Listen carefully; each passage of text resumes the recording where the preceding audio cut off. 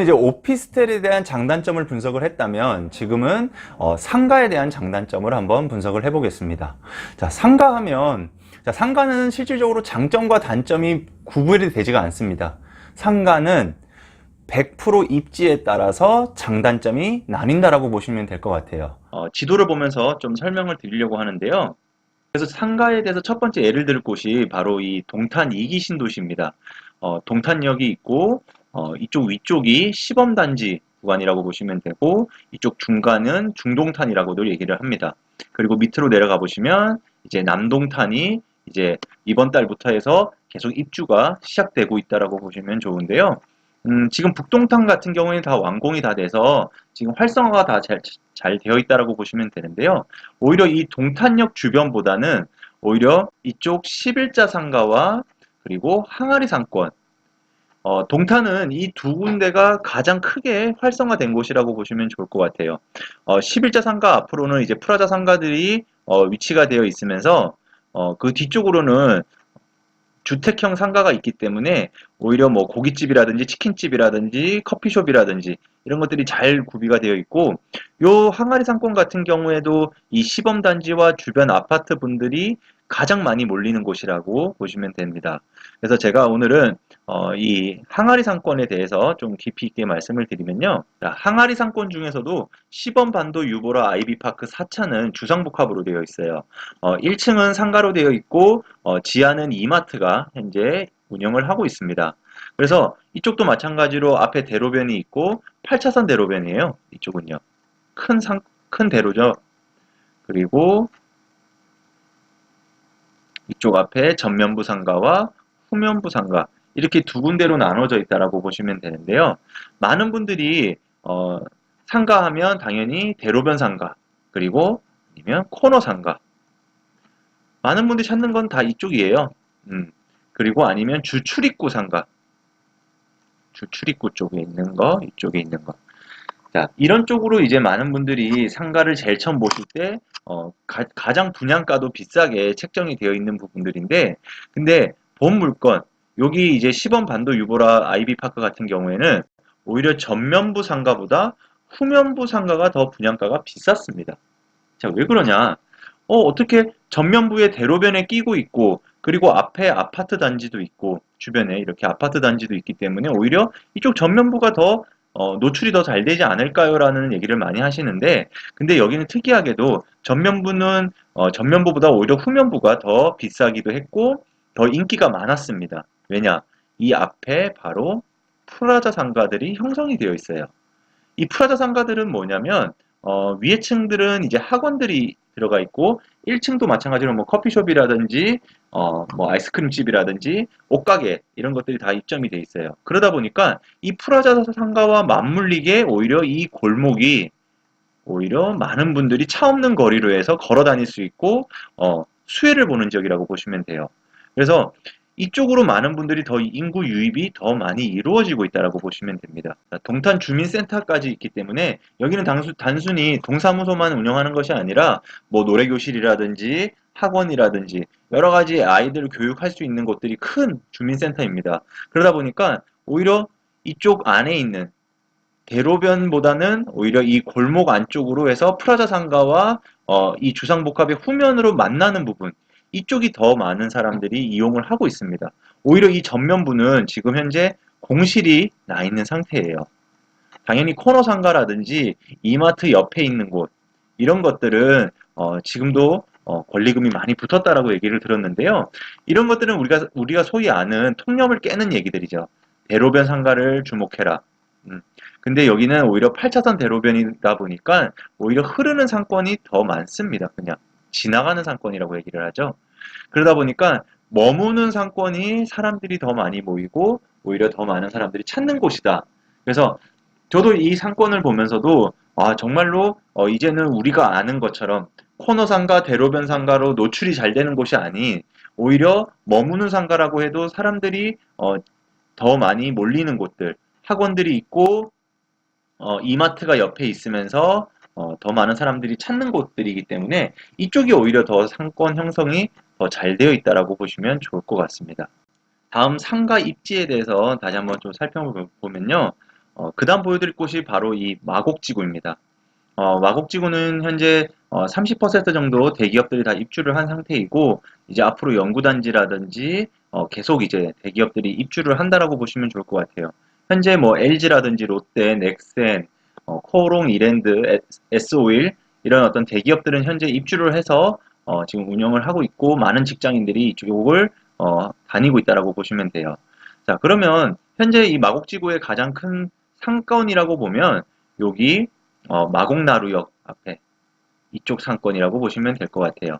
여기는 마찬가지로 뭐 음식점이라든지 고깃집, 뭐 술집, 여러 기타 등등 롯데 다니시는 분들, LG 다니시는 분들이 다 회식 자리라든지 밥 먹으러들 많이 이용을 하는 곳이다라고 보시면 좋을 것 같고요. 오히려 이런 마곡나루역의 상권이 활성화됨으로써 마곡 엠벨리 4단지라든지 7단지가 오히려 더 지가 상승이 많이 이루어졌다라고 보시면 돼요.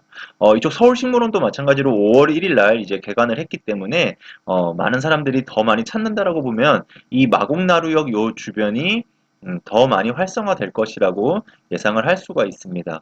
자, 그러다 보니까 이렇게 활성화된 곳에 내가 투자를 하면 당연히 비싸겠죠. 그런데 다른 상권을 한번 좀 살펴보면요. 여기 바로 마곡역 쪽, 5호선 마곡역 쪽에 있는 상권을 한번 살펴보도록 하겠습니다. 자, 마곡역 이 위쪽으로는 이제 앞으로 이제 신세계 백화점이라든지 그다음에 그 옆으로는 이제 강서구청까지도 이제 입주를 하려고 준비를 하고 있습니다. 현재 공사를 하고 있다라고 보시면 되는데요. 이쪽이 이제 신세계 백화점이라든지 뭐 스타필드가 들어온다라고 보시면 되고 이쪽이 이제 강서구청이 이제 입주를 한다라고 보시면 됩니다. 자, 그러다 보니까 이쪽은 아직까지도 크게 상권이 많이 발전이 되지 않았는데 저는 이쪽에다가 이렇게 투자를 하는 것보다는 오히려 LG 사이언스 파크 때문에 이쪽에 상권을 투자를 하는 게 더 낫지 않을까요? 라고 얘기를 하는데 이렇게 돼버리면 오히려 5일 상권이 돼버리죠. 우리가 이제 여의도 같은 경우에도 5일 상권이라고 하면 월요일부터 금요일까지는 워낙 많은 직장인분들이 몰리기 때문에 괜찮은데 오히려 토요일, 일요일 상권이 죽어버리는 경우가 생깁니다. 근데 뭐 여의도 같은 경우에는 5일 상권을 하더라도 한 달을 30일 기준으로 말씀을 드리면 24일만 일을 하더라도 뭐 인건비라든지 임대료까지도 다 수익 창출이 나는 부분들인데 여기 이제 마곡 같은 경우에는 아직도 이제 많은 대기업들이 아직 입주를 안 했기 때문에 5일 상권으로 내가 버티기에는 좀 불안한 부분이 있습니다. 근데 이쪽보다는 저는 오히려 마곡역 이쪽 후면을 오히려 저는 지금 주목을 하고 있습니다. 여기는 왜 주목을 하냐면 바로 마곡 엠벨리 15단지와 14단지 그 다음에 10단지 뭐 9단지 이런 아파트들이 현재 있기 때문에 이 아파트에는 현재 지금 단지 내 상가가 없습니다. 단지 내 상가가 없다 보니까 이 앞에 상가들에 대한 수혜를 볼 수밖에 없습니다. 우리 아이들 학원 보내는 거라든지, 그 다음에 뭐 장을 보러 간다든지, 간단히 커피 한 잔 마시러 간다라고 해도 바로 이 앞에 상가를 이용을 하기 때문에 현재 지금 뭐 공사를 지금 현재 시작하는 곳들도 있고, 이쪽 같은 경우에는 지금, 다 상권이 형성이 다 되어 있다라고 보시면 됩니다. 그러다 보니까 제가 이쪽을 한 오후 3시에서 한 4시 사이 정도로 제가 한번 걸어봤는데요. 정말로 여기에 우리 아파트에 사는 우리 입주자분들의 자제분들, 자녀분들이 이제 학원을 끝나거나 학교가 끝났을 때 노란 버스들이 완전 줄 서서 서 있기도 하고 그리고 이쪽 주변에 다 걸어 다니는 사람들이 워낙 많아요. 그러다 보니까 여기에 이제 오피스 상가들이 이제 들어갈 예정들인데 여기에 오히려 1, 2층, 3층까지도 뭐 고깃집이라든지 커피숍, 뭐 아이스크림 그리고 그 위쪽으로는 이제 오피스 사무실로 쓰는데 작은 어떤 사무실로 들어갈 수 있는 것들 뭐 여행사라든지 보험이라든지 뭐 정수기라든지 여러 가지 사업장이 될 수가 있기 때문에 저는 오히려 이런 아파트 단지를 끼고 있는 오히려 이쪽에 5일 상권보다는 저는 오히려 아파트를 등지고 있는 이쪽 후면에 있는 곳들이 저는 더 괜찮다라고 보고 있습니다. 여기가 이제 홈앤 쇼핑이 현재 지금 들어와 있지만 여기는 이제 10차로 대로예요. 10차로 대로. 워낙 많은 차들이 그냥 흐르는 상권이죠. 그러다 보니까 그리고 뭐 바로 여기서 이제 차를 대고 뭐 편의점을 이용할 수 있는 그런 것이 아니라 여기는 또 앞에 인도가 있고 또 그 화단이 크게 있습니다.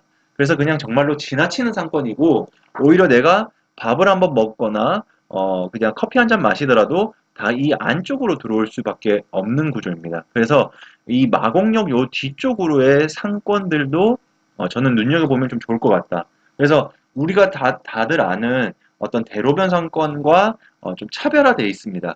그래서 후면으로 들어와도 이런 아파트가 바로 앞에 있기 때문에 전면부 상가가 될 수도 있고요. 생각에 따라서. 그리고 이 아파트가 단지 내 상가가 없기 때문에 앞에 프라자 상가들을 이용할 수밖에 없는 그런 현실적으로 보시더라도 이쪽에 상가는 투자를 하시더라도 앞으로 시세 차익을 충분히 누려볼 수 있는 그런 상권이 되겠습니다. 상가들은 정말로 누구나 다들 알고 있고 찾고 있는 어떤 그런 어떤 대로변 상가와 코너 상가, 그 다음에 주출입구 상가, 눈에 띄는 상가 이런 것들은 정말 오히려 수익률이 안 나올 수가 있어요. 근데 오히려 후면으로 들어가거나 뒤로 들어가더라도 이런 아파트 단지가 있거나 많은 사람들이 기거할 수 있는 것들 이런 곳들은 흐르는 상권이 아니라 머무는 상권으로 인해서 꾸준히 계속 창출이 될 수밖에 없는 그런 부분들로 인해서 괜찮은 상가가 될 거라고 확신이 듭니다. 자, 그래서 제가 이제 오늘 이 시간에는 오피스텔과 상가에 대해서 장단점을 분석을 해드리고 상가에 대해서 간단하게 입지 분석을 좀 해드렸는데요. 다음 이 시간에는 조금 더 이제 어떤 물건 하나를 가지고 좀 더 디테일하게 제가 좀 설명하는 그런 시간을 좀 갖겠습니다. 그래서 혹시 본인이 갖고 있는 물건에 대한 어떤 입지 분석을 해달라거나 아니면 앞으로의 전망에 대해서 궁금하신 분들은요 댓글창에다가 남겨주시거나 제 개인 이메일로 보내주신다면 제가 좀 더 입지 분석을 해서 알려드리도록 하겠습니다. 부동산은 정말 제가 앞에 설명드린 것과 같이 우선순위를 잘 정하셔야 돼요. 정말 입지와 개발 호재, 금액, 건물 특징 이 네 가지를 꼼꼼하게 살펴보시고 내가 할 수 있는 것에 투자를 할 때 그 물건에 대한 장단점 또한 명확하게 설정을 하신 다음에 투자를 하는 게 실패를 줄이는 그런 방법이라고 보시면 좋을 것 같아요.